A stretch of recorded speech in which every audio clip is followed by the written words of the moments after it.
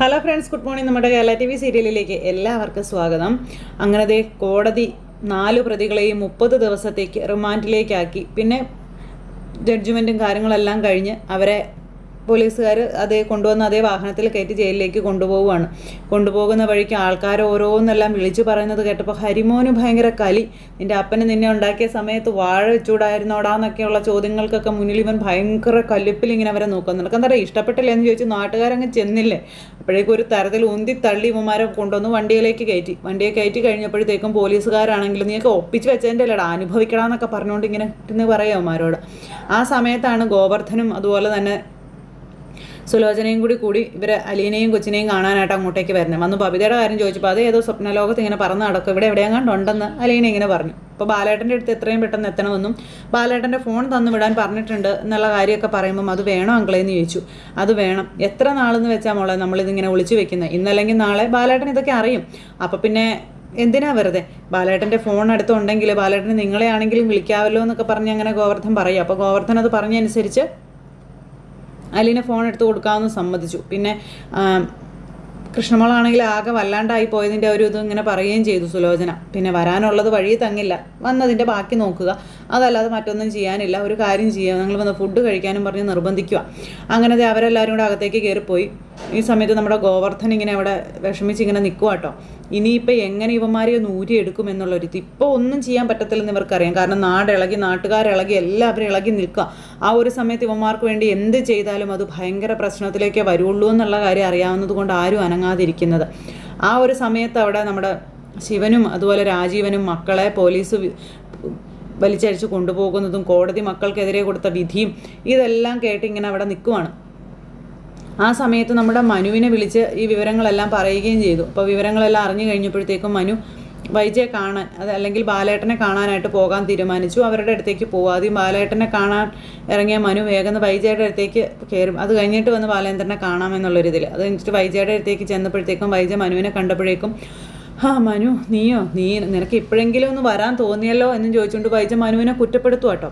കുറ്റപ്പെടുത്തി കഴിഞ്ഞപ്പോഴത്തേക്കും എങ്ങനെ ഞാൻ പുറത്തിറങ്ങും ആൻറ്റിയുടെ അവസ്ഥയൊക്കെ എനിക്കറിയാം. പക്ഷേ പുറത്തേക്ക് ഇറങ്ങുന്നവരെ പോലും കല്ലെറിയാൻ പാകത്തിനാണ് നാട്ടുകാർ നിൽക്കുന്നത്. അങ്ങനെയുള്ളപ്പോൾ ഞാൻ എങ്ങനെ പുറത്തേക്ക് ഇറങ്ങണം എന്നാണ് ആൻറ്റി പറയുന്നത്? എന്താ ഇനി ഞാനും നാട്ടുകാരുടെ കല്ലേറ് കൊണ്ട് കിടക്കണമെന്ന് ചോദിച്ചു.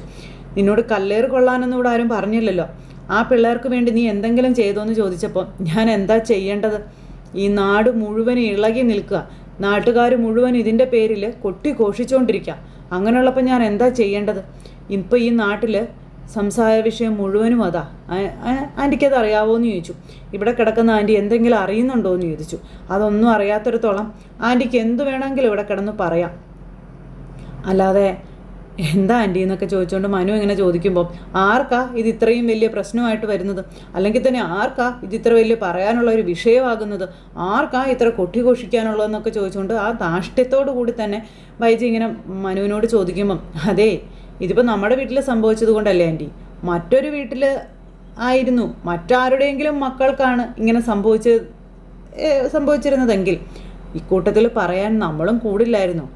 നമ്മളും അതിൻ്റെ അഭിപ്രായങ്ങളുമായിട്ട് നാട്ടുകാർക്കൊപ്പം കൂടത്തില്ലായിരുന്നു എന്ന് ചോദിച്ചു. ഇതിപ്പോൾ നമ്മുടെ വീട്ടിലെ കൊച്ചായതുകൊണ്ടല്ലേ നമ്മളൊന്നും മിണ്ടാത്തത്? അപ്പോൾ വൈജയ്ക്ക് മിണ്ടാട്ടമില്ല. വൈജ മിണ്ടാതെ ഇങ്ങനെ സൈഡിലേക്ക് നോക്കി ഇങ്ങനെ നിൽക്കുക. എന്താ ആൻറ്റിക്ക് പറയാൻ മറുപടികളൊന്നും ഇല്ലേന്ന് ചോദിച്ചു.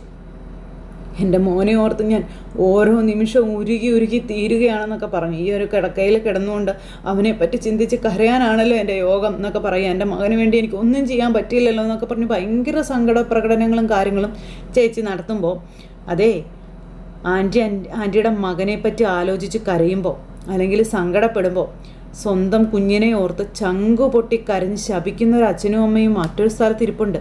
ആൻറ്റിക്ക് അറിയാവോ എന്ന് ചോദിച്ചു. നീ ആരുടെ കാര്യമാണ് പറയുന്നത്? വേറെ ആരുടെ കാര്യമാണ്? ആൻറ്റിയുടെ മകനും എൻ്റെ അനിയനെല്ലാവരും കൂടെ ചേർന്ന് പിച്ചി ചീന്തിയില്ലേ ഒരു പെൺകൊച്ചിനെ? ആ കൊച്ചിൻ്റെ അച്ഛൻ്റെയും അമ്മയുടെയും കാര്യമാണ് ഞാൻ പറഞ്ഞത്. എത്രമാത്രം ആ മനുഷ്യർ വേദനിക്കുന്നുണ്ടാവും, എത്രമാത്രം അവർ അനുഭവിക്കുന്നുണ്ടാവും. എന്താ ആൻറ്റിക്ക് അതൊന്നും ചിന്തിക്കാനുള്ള മനസ്സില്ലേ എന്ന് ചോദിച്ചു. ആൻറ്റിയുടെ മകനും അവൻ്റെ കൂട്ടുകാരും കാരണം സംഭവിച്ചു പോയ കാര്യങ്ങളാ അത്. അതിൽ അവൻ മാത്രമല്ലല്ലോ തെറ്റുകാരൻ. ഇതാണ് അവൻ മാത്രമല്ലല്ലോ തെറ്റുകാരൻ. കൊള്ളാം ആൻറ്റി, ഇത്രയൊക്കെ ആയിട്ടും ഒരു ലെവലേശം മാറാൻ ആൻറ്റി മനസ്സ് കാണിക്കാത്തതാണ് എനിക്ക് അത്ഭുതം. സമ്മതിക്കണം ആൻറ്റി, ആൻറ്റിയെ കൊണ്ടേ ഇങ്ങനെയൊക്കെ സാധിക്കുള്ളൂ. ഈ ഒരു അഹങ്കാരവും ഈ ഒരു ധാർഷ്ട്യവും, തെറ്റ് കണ്ടാൽ അതിനെതിരെ പ്രതികരിക്കാൻ കാണിക്കാത്ത ഈ മനസ്സും അതൊരിക്കലും വിട്ടുകളയരുത് കേട്ടോ. അതിങ്ങനെ തന്നെ പൊതിഞ്ഞു പിടിക്കണം, എങ്കിലേ അത് രക്ഷയുള്ളൂ. അപ്പോഴേക്കും അലീനയുടെ കാര്യം എടുത്തിട്ടു. അലീനയെ കുറ്റം പറയാനും ചെയ്യാത്ത തെറ്റിന് അലീനയെ ശിക്ഷിക്കാനും ഭയങ്കര മിടുക്ക ആൻറ്റിക്ക്. അലീന എന്ത് തെറ്റ് ചെയ്തെന്ന് ആൻറ്റി പറയുന്നേ? അവൾ വന്ന് കയറിയതിന് ശേഷം എൻ്റെ കുടുംബം ഇങ്ങനെ ആയത്. എൻ്റെ കുടുംബത്തിൽ ഒരു കുഴപ്പവും ഇല്ലായിരുന്നു എന്ന് പറയുമ്പോൾ ഒരു കുഴപ്പം ഉണ്ടായിരുന്നില്ല, ശരിയാ, അന്ന് എല്ലാവരും അഡ്ജസ്റ്റ് ചെയ്യുമായിരുന്നു. പക്ഷേ ഇപ്പം കാണുന്നതിനെല്ലാവരും പ്രതികരിച്ച് തുടങ്ങി. അപ്പോൾ ആൻറ്റിയുടെ കയ്യിൽ നിന്ന് പോയി. ആൻറ്റിക്കത് പ്രശ്നമാകുകയും ചെയ്തു. ഇന്ന് ഇവിടെ ഈ വിഷയം മുഴുവനും ഉണ്ടാക്കാൻ കാരണക്കാരി ആൻറ്റി ഒറ്റ ഒരുത്തിയാണെന്ന് മനു അലീനയുടെ കുറ്റം പറഞ്ഞ വൈജിയോട് പറയുക. ഞാനെന്താടാ ചെയ്തത്? ഒന്നും ചെയ്തില്ല. ആൻറ്റി ഒന്ന് തിരിഞ്ഞിരുന്ന് ചിന്തിച്ച് നോക്ക്. ഈ ബാലചന്ദ്രൻ അങ്കിളിനെയോ അല്ലെങ്കിൽ അലീനയോ കുറ്റം പറയാനുള്ള എന്തെങ്കിലും യോഗ്യത ആൻറ്റിക്കുണ്ടോ എന്ന് ആൻറ്റി ഒന്ന് ചിന്തിച്ച് നോക്ക്. സ്വന്തം തെറ്റു മനസ്സിലാക്കി, സ്വന്തം കുറവുകൾ മനസ്സിലാക്കി, ഇപ്പം സംഭവിച്ചിരുന്ന അല്ലെങ്കിൽ അലീന വന്നതിന് ശേഷം സംഭവിച്ചിരുന്ന സാഹചര്യങ്ങളെ നോക്കിയും കണ്ടും ഇടപെട്ടിരുന്നെങ്കിലേ ആൻറ്റിയുടെ മകനോ അല്ലെങ്കിൽ കുടുംബത്തിനോ ഒന്നും ഈ പ്രശ്നങ്ങൾ ഉണ്ടാകുമായിരുന്നില്ല. മനസ്സിലായോ എന്ന് ചോദിച്ചു. ആൻറ്റിയാണ് ഇതിൻ്റെ എല്ലാം കാരണക്കാരി. അതെന്ന് ആൻറ്റി തിരിച്ചറിയുന്നു അന്നേ ആൻറ്റിക്ക് സ്വസ്ഥതയും സമാധാനവും കിട്ടുകയുള്ളൂ എന്ന് പറഞ്ഞു മനു എന്നിട്ട് അവിടെ നിന്ന് പോയി.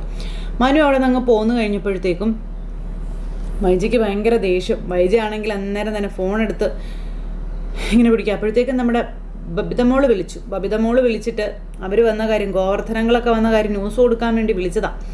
ഹലോ, ബബിതേ മോളെ, നീ എവിടെയാണെന്ന് ചോദിച്ചു. ഞാൻ വീട്ടിലാ അമ്മേ. വീട്ടിൽ എന്തൊക്കെയുണ്ട്? കൃഷ്ണ എന്തെടുക്കുന്നു?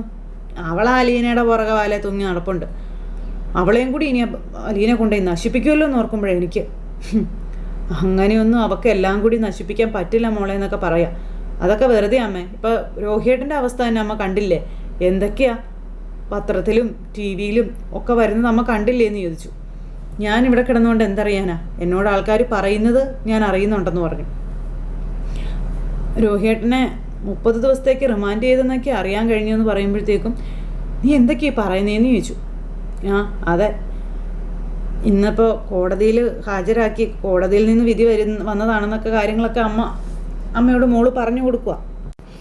രോഹിയേട്ടനെ ഇനി രക്ഷപ്പെടില്ല അമ്മയെന്നൊക്കെ ചോദിച്ചുകൊണ്ട് മകള് ഭയങ്കര ഡയലോഗും കാര്യങ്ങളൊക്കെ.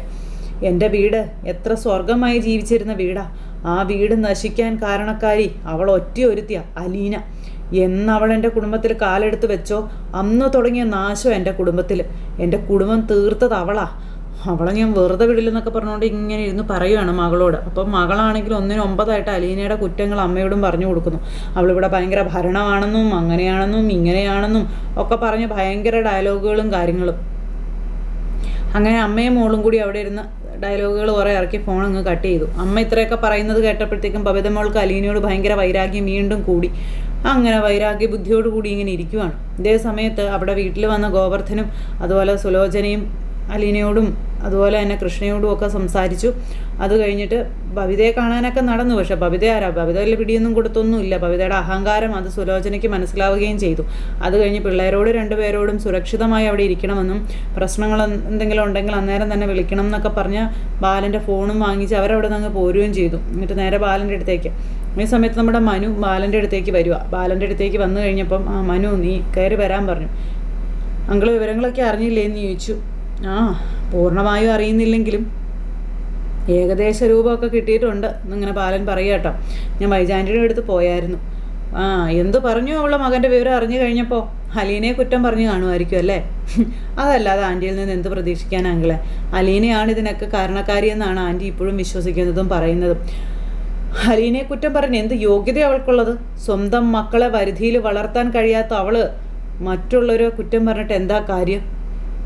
അവൾ ഈ ജന്മം നന്നാകാൻ പോകുന്നില്ല മനു. അവളുടെ അഹങ്കാരത്തിൻ്റെയും അവളുടെ തന്നിഷ്ടത്തിൻ്റെയും ഫലമാണ് ഇപ്പം ഇങ്ങനെ സംഭവിച്ചിരിക്കുന്നതെന്നൊക്കെ പറഞ്ഞ് ബാലൻ ഇങ്ങനെ കുറേ പറഞ്ഞു. അവിടെ പറഞ്ഞ കാര്യങ്ങളെല്ലാം ഓർത്ത് മനു ഇങ്ങനെ നിൽക്കുന്നു. മനു ഇവിടെയും കുറേ പറഞ്ഞു. എന്ത് ചെയ്യും നമ്മളും അവരുടെ കാര്യത്തിൽ? ഇന്നിപ്പോൾ അവരെ റിമാൻഡ് ചെയ്തെന്നാണ് അറിയാൻ കഴിഞ്ഞത്. അവർക്ക് വേണ്ടി ജാമ്യത്തിന് അപേക്ഷിക്കണ്ടേ തുടങ്ങിയ കാര്യങ്ങളൊക്കെ ഇങ്ങനെ മനു ചോദിക്കുക. എന്ത് ചെയ്യാനാ? ചെയ്തതിനുള്ളത് അവർ തന്നെ അനുഭവിക്കട്ടെ, അല്ലാതെ നമുക്കതിലൊന്നും ചെയ്യാൻ പറ്റത്തില്ലെന്നും പറഞ്ഞുകൊണ്ട് ബാലൻ ഇങ്ങനെ മനുവിനോട് പറയാം. നമുക്കങ്ങനെ കൈയൊഴിയാൻ പറ്റുമോ എന്നൊക്കെ ചോദിച്ചപ്പം എനിക്കറിയില്ല മനു എന്ത് ചെയ്യണമെന്ന്, എനിക്കറിയില്ല എന്ന് പറഞ്ഞു. അച്ഛനും കൊച്ചച്ഛനും കൂടി അവരുടെ അരികിലേക്ക് പോയിട്ടുണ്ടായിരുന്നു. അപ്പോൾ എന്താകുമെന്നൊന്നും അറിയില്ലെന്നൊക്കെ പറഞ്ഞുകൊണ്ട് ഇവരിങ്ങനെ സംസാരിച്ചുകൊണ്ടിരിക്കുക. അപ്പോൾ അങ്ങനെ ഒരു സിറ്റുവേഷൻ കാര്യങ്ങളൊക്കെ കാണിച്ചുകൊണ്ടാണ് ഇന്നത്തെ കഥ അവസാനിച്ചിട്ടുള്ളത്. അപ്പോൾ എല്ലാവരുടെയും സപ്പോർട്ടിനും സ്നേഹത്തിനും ഒത്തിരി നന്ദി അറിയിക്കട്ടെ. അടുത്ത സൂപ്പർ ഹിറ്റ് കഥയുമായി കാണുന്നത് വരെ എല്ലാവർക്കും ടാറ്റാ.